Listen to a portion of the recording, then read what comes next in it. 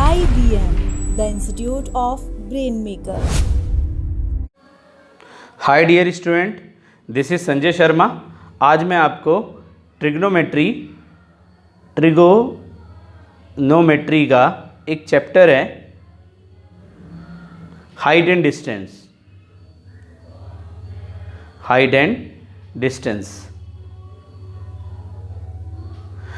Distances एक chapter है। ये टर्म टू में ये 7 नंबर का चैप्टर है। इसका एक क्वेश्चन 5 का और दूसरा क्वेश्चन 2 नंबर का, यानी 7 नंबर का।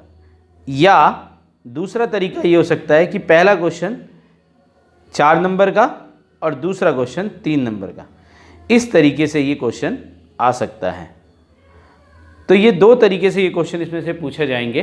आपके पास ट्रिग्नोमेट्री का ये चैप्टर है टर्म 2 का, और ये 7 मार्क्स का क्वेश्चन है, 7 मार्क्स का। ठीक है, बहुत इंपॉर्टेंट चैप्टर है और ये बहुत इजी चैप्टर है। तो मैं आपको कुछ इसके बेसिक्स बता रहा हूँ, बस आप इसे ध्यान से देखना, आपको समझ में आ जाएगा। ठीक है, तो देखना। सबसे पहले हम बात करते हैं इसमें है क्या क्या चीज़ें। तो पहला पॉइंट है, तो इसमें एक लाइन तो परपेंडिकुलर रहेगी। या तो वो लाइन जो परपेंडिकुलर है, या वो टावर हो सकता है, कोई बिल्डिंग हो सकती है, कोई भी बिल्डिंग, टावर, मीनार, कुछ भी आपके पास कुछ हो सकता है। फिर हो सकता है उसके उस छत पर कोई बंदा खड़ा हो, या कोई बिंदु हो, या नीचे कोई बिंदु हो, या कोई व्यक्ति हो, कुछ भी हो सकता है इसमें। तो जब वो नीचे से ऊपर देखेगा, टॉप पर नीचे से ऊपर देखेगा, तो हम इसे एंगल ऑफ एलिवेशन बोलेंगे।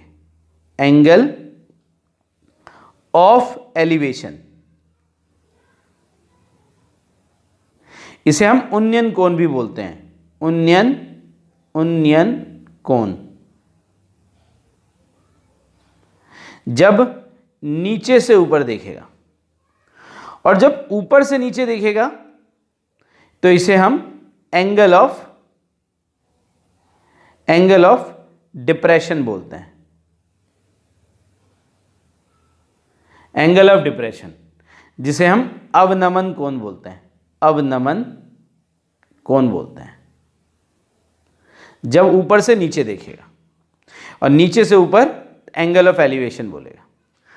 अब आपके पास क्या हो सकता है कि यहां पे कोई भी एंगल बना सकता है। वो थीटा आपके पास कुछ भी हो सकता है, 60, 45। इसमें जो क्वेश्चंस होंगे वो 30 डिग्री का होगा, 45 का होगा और 60 डिग्री का होगा।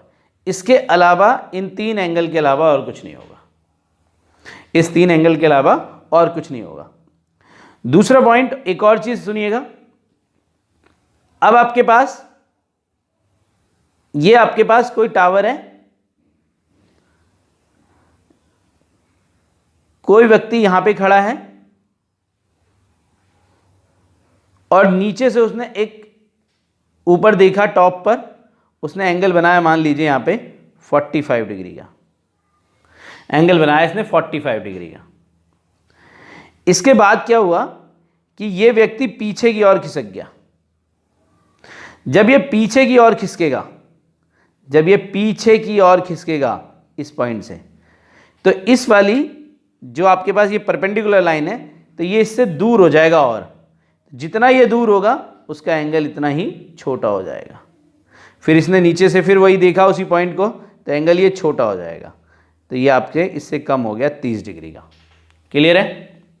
इसके बाद अगर यही व्यक्ति ये थोड़ा सा आगे खिसक जाता है, मान लीजिए यहां पर आ जाता है, तो ये एंगल यहां पे बनाएगा कितने का, कुछ भी बनाया आपके पास 60 डिग्री बनाएगा। तो जितना वो उससे आगे जाएगा वो एंगल उतना बड़ा हो जाएगा। क्लियर है पॉइंट? एक तो ये पॉइंट ध्यान रखें। अगर पीछे की तरफ खिसकेगा तो आपके पास एंगल छोटा हो जाएगा, छोटा, ये बात याद रहे। और अगर ये आगे की ओर खिसकेगा, आगे की ओर, तो एंगल बड़ा होगा, याद रहे। ये इसका बेसिक पॉइंट है। अब इसमें आपके पास जब हम ये कुछ भी सॉल्व करेंगे तो आपके पास इसमें क्या क्या चीज़ें हो सकती हैं। ये हाइट दे रखी हो सकती है, तो ये जो आपका बेस पॉइंट है इसके बीच की जो दूरी है ये ना हो, क्या पता। तो हमें ये फाइंड आउट, ये दे रखी हो तो ये निकालना होगा, अगर ये दे रखा होगा तो ये निकालना होगा। कुछ भी इनमें से एक चीज़ गायब होगी तो हमें फाइंड आउट करना होगा और ये एंगल गिवन होगा। ठीक है, क्लियर है। एक चीज़ और देखें, ये आपके पास टावर है। अब ये टावर है, टावर के ऊपर मान लीजिए कोई झंडा है, ये झंडे का डंडा है, झंडा गड़ा हुआ है। अगर और नीचे कोई व्यक्ति खड़ा है यहाँ पर या कोई बिंदु है, और इस पॉइंट से ऊपर देखा या ऊपर से नीचे, तो आपके पास ये वाला जो एंगल होगा, टॉप है जो टॉप ऑफ झंडे का डंडा है, उस पर ये एंगल बड़ा बनेगा। ये वाला एंगल जो होगा बड़ा होगा, मान लीजिए 60 का है।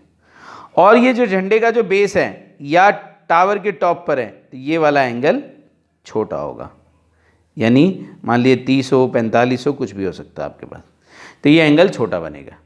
ये आपके पास इसके कुछ बेसिक्स हैं, ये कुछ आपके बेसिक्स हैं। अब ज़्यादातर जो क्वेश्चंस हैं आपके, वो आपके टेन थीटा पर, कॉस थीटा पर और साइन थीटा पर। तो सारे जो क्वेश्चन है वो टेन थीटा के बेसिस पर हो जाएंगे। कुछ क्वेश्चंस हैं जो कॉस थीटा और साइन थीटा के बेसिस पर होंगे। अगर हम बात करें कि अगर हम 30 क्वेश्चन करते हैं तो 30 में से 25 क्वेश्चन टेन थीटा के बेस पर हो जाएंगे, बाकी क्वेश्चन कॉस और साइन थीटा पर होंगे। तो ये बेसिकली आपके पास बहुत इजी चैप्टर है, तो 7 नंबर लाना इसमें बहुत आसान है। ये इसके कुछ बेसिक्स थे, और इसमें आपको जो याद करने हैं, जो एंगल वो याद करने, वो कौन कौन से आपको बता दूं। एक आपको याद करना है साइन 30 डिग्री, वो होता है 1/2। एक होता है आपके पास साइन 45, आपको याद करना है, वो होता है 1/√2। एक आपको याद करना है साइन 60, वो होता है √3/2। क्लियर है। इसी तरह से एक कॉस 30 याद करना आपको, वो होता है √3/2। और एक आपको साइन 45 याद करना, वो कॉस 45 याद करना है, वो होता है 1/√2। और एक कॉस 60 याद करना है, वो होता है 1/2। और एक और याद करना आपको tan 30, ये सबसे ज़्यादा यूज़ होगा, वो होता है 1/√3। एक आप यूज़ करेंगे tan 45 डिग्री, वो होता है 1। और एक होता है tan 60 डिग्री, तो वो होता है √3। इसके अलावा और कुछ यूज़ नहीं करें होगा इसके अंदर, इन सब के अलावा। बेसिकली ये tan 30, tan 45 और tan 60 के बेसिस पर ही क्वेश्चंस होंगे। तो ये इसके कुछ बेसिक्स थे जो मैंने आपको आज बताए। नेक्स्ट क्लास में मैं इसके क्वेश्चंस कराऊंगा। तो मिलते हैं एक छोटे से ब्रेक के बाद।